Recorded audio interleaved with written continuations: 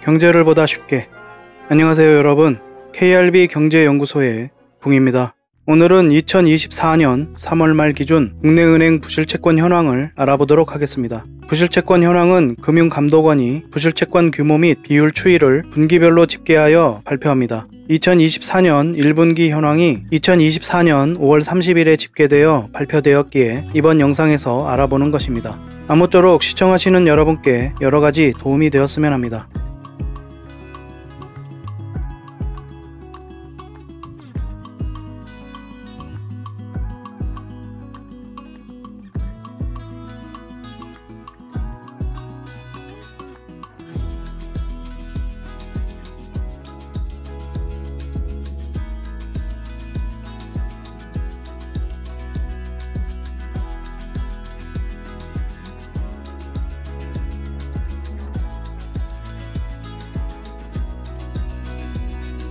본 내용을 알아보기에 앞서 오늘도 변함없이 밑지식을 위한 용어를 복습하도록 하겠습니다. 부실채권에 관한 개념과 자산 건전성 기준, 그리고 대손충당금 적립률 및 PF 관련 신디케이트론에 관하여 알아보도록 하겠습니다.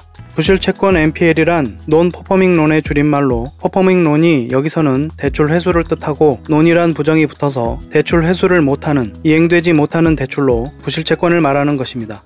쉽게 말하면 받아야 할 돈인데 받기 힘들어진 돈이 되어버린 대출에 관한 내용이 적혀있는 문서를 말하는 것입니다. 은행 등 금융기관은 3개월 이상 이자가 연체되어 이자 수익을 내지 못하는 무수익 채권을 부실채권이라고 합니다. 부실채권을 다 같은 부실채권으로 취급하지는 않습니다. 부실채권을 자산 건전성 기준에 따라 관리하는데, 은행 등 모든 돈을 빌려준 기관들은 돈을 못 받게 되었으니 잊어버리자 하는 것이 아니라 받을 수 있을 때까지 모든 노력을 다하고 못 받게 된 돈은 그만큼 기관에서 다시 벌어서 채워 넣어야 합니다. 이렇게 못 받게 되어버린 돈을 위해서 챙겨두는 돈을 대손충당금이라고 합니다. 부실채권이 많아질수록 못 받게 되어진 돈을 위해서 챙겨두는 대손충당금이 많아지는 것이고, 대손충당금이 많아질수록 투자할 돈도 대출해줄 수 있는 돈도 줄어드는 것입니다. 따라서 대손충당금 잔액이 많아진다는 것은 그만큼 부실이 커지고 있다고 보아도 무리가 없겠습니다. 부실채권 비율을 낮추는 방법이 있는데, 그것이 바로 상각, 매각을 통해 부실채권 비율을 낮추는 것입니다. 따라서 부실채권 비율만 낮아졌다고 해서 건전해졌다고 단순하게 판단할 수는 없겠습니다.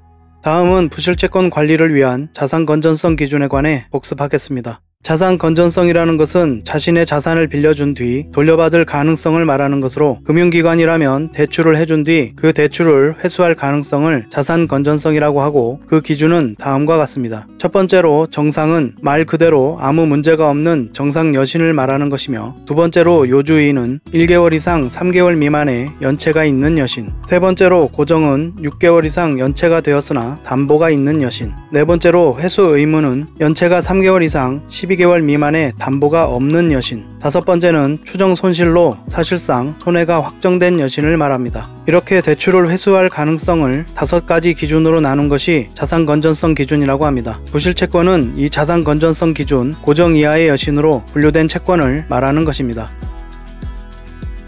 다음은 대손충당금 적립률에 관하여 알아보겠습니다. 대손충당금 적립률이란 문제 여신에 대한 대손충당금 적립 정도를 계산하여 나타낸 지표를 말합니다. 쉽게 말하면 못 받게 되어버린 돈을 위해서 챙겨두는 대손충당금이 얼마나 쌓였는지 계산하여 나타낸 지표입니다. 대손충당금 적립률은 총 대손충당금 잔액을 부실채권으로 나눈 다음 100을 곱해서 계산합니다. 총 대손충당금 잔액은 총 여신에 대한 대손충당금, 지급보증충당금, 채권평가충당금, 대손준비금을 합계한 금액이고, 부실채권은 자산 건전성 기준 고정 이하 여신, 즉 못 받게 되어버린 돈입니다. 일반적으로 100%보다 높을 경우 현재의 부실채권이 은행 경영에 크게 영향을 미치지 않는 것으로 판단할 수 있습니다.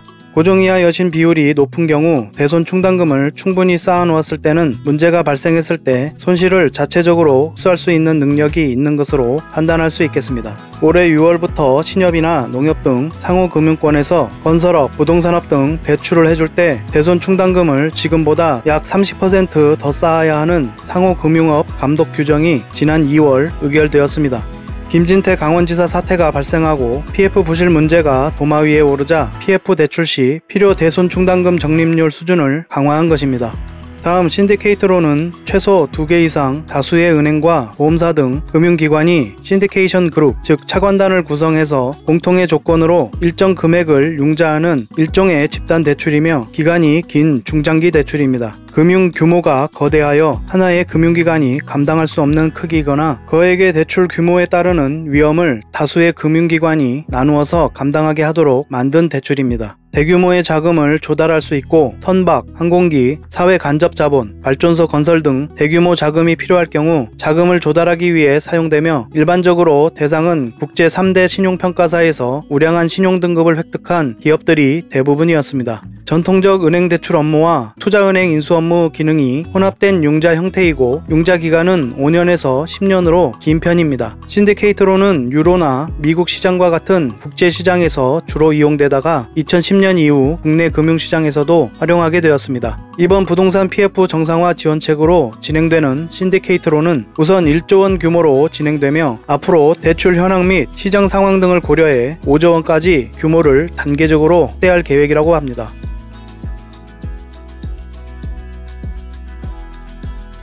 이제 2024년 3월 말 기준 국내은행 부실채권 현황을 알아보겠습니다. 표는 국내은행의 부실채권 규모 및 비율 추이를 나타낸 표입니다. 24년 3월 말 기준 총 여신 규모가 2,676조 9천억 원이고 부실채권이 13조 4천억 원으로 부실채권 비율이 0.5%입니다. 총 여신 규모가 23년 3월 말 2,540조 7천억 원에서 1년 만에 136조 2천억 원이 늘었고 지난 23년 12월 말 2,629조 원에서 1분기 만에 47조 9천억 원이 늘었습니다. 부실채권은 23년 3월 말 10조 4천억 원에서 1년 만에 3조가 늘었고 지난 23년 12월 말 12조 5천억 원에서 1분기 사이 9천억 원이 늘었습니다. 부실채권 비율은 전분기 말 대비 0.03%포인트, 전년 동기 대비로는 0.09%포인트 상승하였습니다. 부실채권은 기업 여신 10조 7천억 원, 가계 여신 2조 5천억 원, 신용카드 0.2조 원 순이며 꾸준한 상승세를 보이고 있습니다. 다음은 부실채권 신규 발생 및 정리 추이입니다. 2023년 4분기에 신규 발생 부실채권은 5조 7천억 원이었으나 2024년 1분기에는 4조 5천억 원으로 전분기 대비 1조 2천억 원이 감소하였으나 전년 동기 대비로는 1조 5천억 원이 증가하였습니다. 그중 기업 여신 신규 발생 부실채권은 3조 1천억 원, 가계 여신 신규 발생 부실채권은 1조 2천억 원입니다. 기업 여신 신규 부실 3조 1천억 원 중 대기업이 3천억 원, 중소기업이 2조 8천억 원으로 중소기업의 부실채권이 지난 분기보다는 줄었으나 지난해보다 1조 원이 증가하는 모습을 보여 경기 상황을 반영하는 모습입니다. 가계 여신 신규 부실 중 주담대에서 지난 분기는 물론 지난해보다 부실이 증가하고 있음을 알 수 있습니다.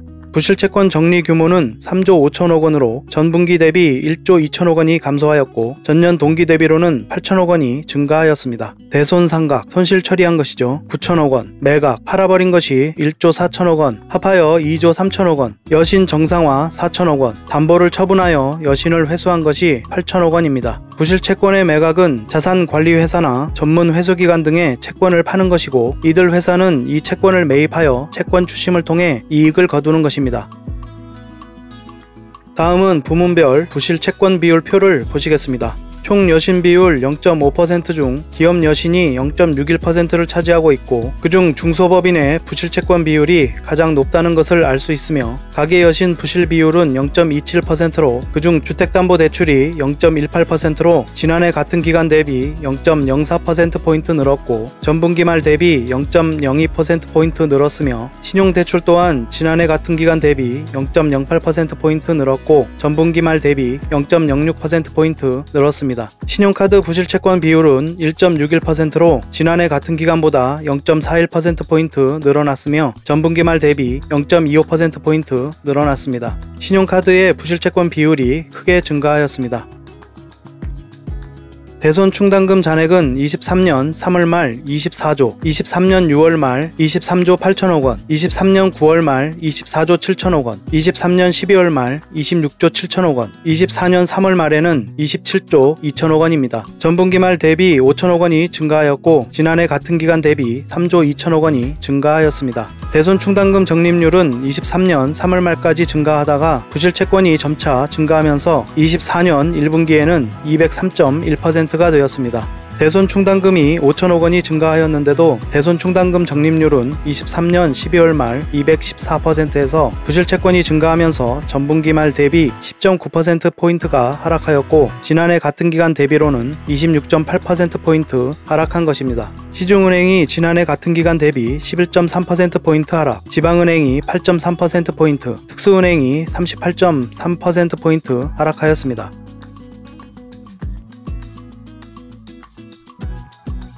지금까지 지난 3월 말 기준 부실채권 현황을 살펴보았습니다. 부실채권 잔액이 23년 6월 말 10조 5천억 원, 23년 9월 말 11조 5천억 원, 23년 12월 말 12조 5천억 원에서 24년 3월 말 13조 4천억 원이 되었습니다. 신규 부실채권이 23년 4분기에 5조 7천억 원이 늘어나서 이번 24년 1분기 4조 5천억 원과 비교하면 줄어든 것이지만 22년 1분기에 1조 8천억 원 수준을 생각하면 크게 증가하고 있는 것입니다. 부실채권 비율이 코로나 팬데믹 때인 2019년 말과 비교하면 0.77%에서 0.5%로 많이 낮아진 것처럼 보이지만 그때는 전 세계적인 질병이 발생한 위기 상황이었습니다. 2023년부터 2024년 1분기에 걸쳐 큰 재난이 발생했다거나 전 세계적인 질병이 발생한 것인지를 생각해보면 그때와 부실채권 비율을 비교하는 것이 타당한가에 대한 답이 나오겠습니다.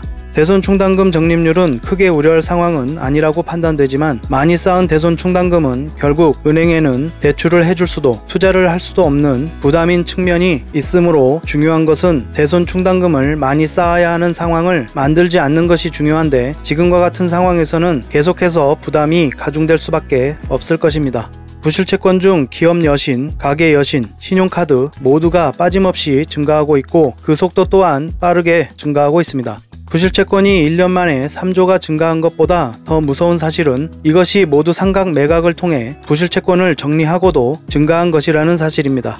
이 영상을 제작하는 현재 상황을 정리해 보겠습니다. 4대 은행 상반기만 떼인 돈 2조 6천억 원, 4대 시중은행이 2024년 상반기에만 2조 6천억 원에 달하는 부실채권을 상각과 매각했습니다. 연체율 비상 걸린 이금융권, 부실채권 털어내기 속도 올린다. 저축은행 상반기 부실채권 1조 매각 추진. 현재 연체율 비상이 걸린 이금융권이 올해 3분기 중 저축은행은 1조 원 이상, 캐피탈 및 카드사는 8천억 원 상당의 부실채권을 정리할 계획입니다. 금융권, 카드사 등 연체율 비상, K뱅크, 카카오뱅크, 토스뱅크 등 인터넷 은행 3사의 24년 1분기 연체율은 0.74%로 시중은행 0.3%, 지방은행 0.69%를 앞서고 있고 단위 수협들의 연체율은 5%대 후반, 신협 연체율은 6% 후반까지 급등하는 등 연체율이 비상입니다. 1분기 은행 부실채권 비율은 2년 3개월 만에 최고 수준입니다. 수협중앙회는 자산 유동화 방식으로 부실채권 6천억 원을 매각하기로 하였습니다. 지금과 같은 경기 둔화, 고물가 상황에 불안 요인이 은행 건전성 우려를 낳을 수밖에 없는 것이 사실입니다. 계속되는 상매각을 통해서 부실채권을 정리해도 증가하는 규모와 비율을 심각하게 바라보아야만 합니다. 금융권이 높아지는 연체율과 부실채권 규모에 시달리고 있는 상황에서 부동산 PF 부실 정상화를 위한 지원책인 신디케이트론이 출범했습니다. 부동산 PF의 질서 있는 연착륙을 위한 정책의 하나로 시장 참여자가 스스로 재구조화 및 정리를 해나갈 수 있는 여건을 조성한다는 취지에 따라 은행과 보험업권에 신디케이트론을 출범한 것입니다. 우선 1조 원 규모로 공동 신디케이트론을 조성하여 필요할 때 최대 5조 원까지 규모를 단계적으로 확대할 계획에 있고 은행은 80%, 보험은 20%의 비율로 진행할 계획입니다. 사업성을 확보한 부동산 PF 사업장 중 소송 등 법률 리스크가 없고 대주단 간 분쟁이 없는 사업장이 대상입니다. 최소 여신 금액은 300억 원 이상입니다. 신디케이트론의 운영 방안 유형은 부동산 PF 사업장을 경공매로 낙찰받아 사업을 진행하고자 하는 신규 사업자를 지원하는 경락자금 대출, 수의계약으로 부동산 PF 사업장을 인수하여 사업을 진행하고자 하는 사업자를 지원하는 자율매각 사업장 인수자금 대출, 부동산 PF 사업장에 부실채권을 할인 매입하고자 하는 부실채권 금융기관과 펀드를 지원하는 NPL 투자기관 대출, 정상적으로 사업이 진행되고 있으나 건설사의 일시적 공사비 부족 등을 지원하는 일시적 유동성 애로 사업장 대출 등으로 분류할 수 있겠습니다. 그런데 부동산 PF 시장을 정상화하겠다는 뜻은 알겠으나 의문이 들지 않을 수 없습니다. 애초에 부동산 PF 부실은 누가 만들었는가를 생각해 볼 때 과연 이런 정상화 방안이 옳은가를 생각해 보지 않을 수 없습니다. 자기 자본 3%에 불과한 시행사가 97%의 빚으로 사업을 추진하며 발생한 문제는 근본적인 사업 구조 개선은 요구하지 않으면서 은행과 보험사의 책임을 나누어서 소방수 역할을 하라는 방안이 최선은 아닐 것입니다. 또한 부실에 대한 어떤 구조적인 개선과 부실을 막으려는 노력 없이 유동성을 공급하는 것만으로 부동산 PF 정상화가 오겠는가 하는 것입니다. 계속해서 똑같이 주체만 다른 부실이 발생하지 않으리란 법이 없는 것입니다. 또한 이와 관련한 금융권에서는 실적주의와 윤리의식 부재로 인한 금융사고가 계속해서 발생할 것입니다. 부실의 전이가 일어나지 않으리란 보장이 없습니다. 연체율이 빠르게 오르고 부실채권 잔액이 빠르게 상승하는 상황에서 이러한 부실의 전이는 최악의 경우 도미노처럼 모든 것이 연쇄적으로 무너지는 결과를 낳을 수도 있는 만큼 금융당국은 물론이고 민간 금융사들도 매우 신중하게 접근해야만 할 것입니다. 지금 지표로 나타난 상황이 좋다고 현재 경제 상황이 얼마나 심각한 상황에 놓여 있는지 간과하고 잘못 판단하게 되면 돌이킬 수 없는 실수를 하게 됩니다. 잘못된 선택 때문에 얼마나 처절하고 큰 대가를 치러야 하는지 깨달았을 때는 바로잡을 기회를 놓친 뒤입니다. 소를 잃고 외양간을 고치는 행위, 이제는 그만해야 할 때입니다. 오늘은 부실채권 현황과 PF 부실 관련 신디케이트론에 대해서 알아보았습니다. 영상 끝까지 시청해주셔서 고맙습니다. 여러분이 시청해주시고 주변에도 널리 알려주셔서 영상을 많은 분이 함께 볼 수 있도록 해주시면 영상 제작에 아주 큰 힘이 될 것 같습니다. 여기까지 KRB 경제연구소의 붕이었습니다. 고맙습니다.